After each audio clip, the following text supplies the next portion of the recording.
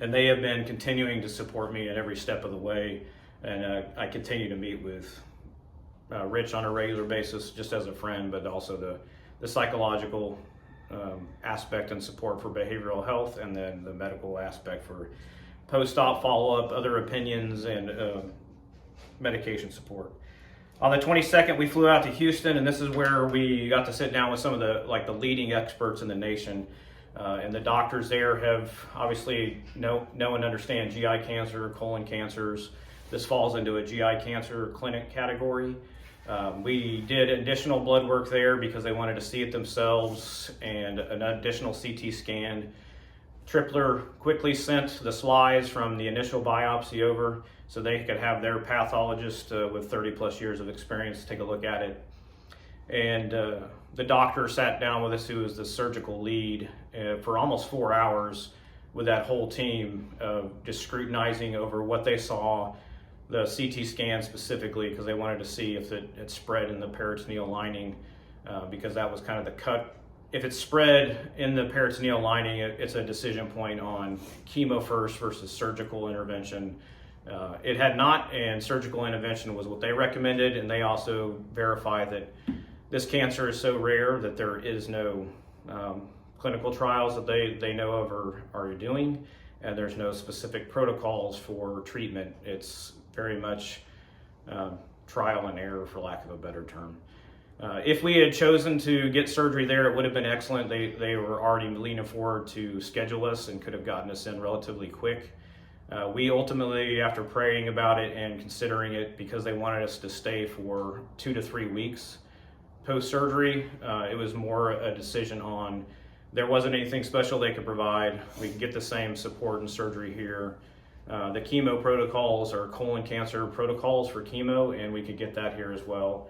And most importantly, I wanted to recover post-surgery with the girls around us in our own home and not in a hotel in Houston somewhere. Not that there's anything wrong with Houston, Texas.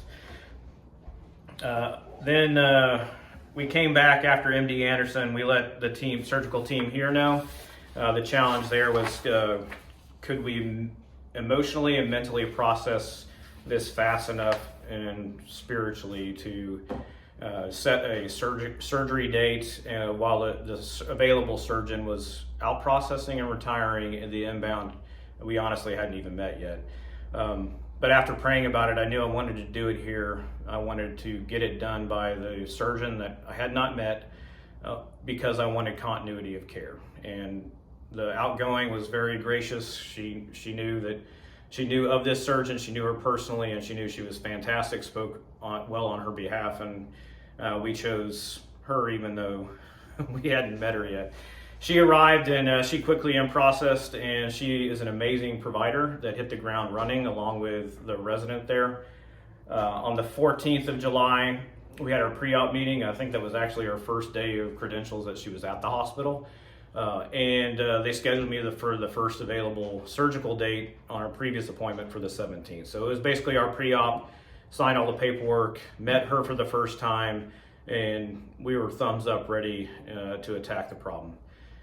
Heather, my little sister, was awesome. She came out in support on the 15th of July and spent about 2 weeks with us, or 10 days, which was a godsend and support for both our family, but also just emotionally and spiritually to have family around us was amazing. On the 17th, we had the first surgery, which was a right colectomy, which is really the next step in understanding and staging the cancer. They removed the right portion of my colon along with the appendix, did a lot of prep time up front with robotically enabled laparoscopic, so I have 5 incision points from that surgery, and they were able to remove the right colon, the appendix, without it rupturing, surveil the peritoneal lining, and were unable to identify any spread there, and then remove 29 lymph nodes. And then on the 19th, we were discharged and out, so the recovery and the surgical recovery team and the enhanced recovery from surgery program was amazing. The nursing staff and the surgical staff that were there through that process for me were honestly just medical angels there helping me understand what was happening to my body as you're still using these parts, and they're reacting to a pretty invasive surgery. And then on the 24th, we got the pathology back, and it was a pretty hard blow. We were hoping and praying that the surgery would be the intervention that would solve the problem, but they were able to identify a couple things that we weren't expecting, that it was goblet cell and not signet ring cell, and that it had spread to 3 of the 29 lymph nodes, which means because there's so much blood supply in the tummy, that's where they need to check next to see if it potentially could be spreading. So it was in the blood, it's in the lymph nodes, which led to our oncology and post-op on the 31st of July. Healing really well everywhere in the tummy. The incisions were healed externally from the medical glue and internally.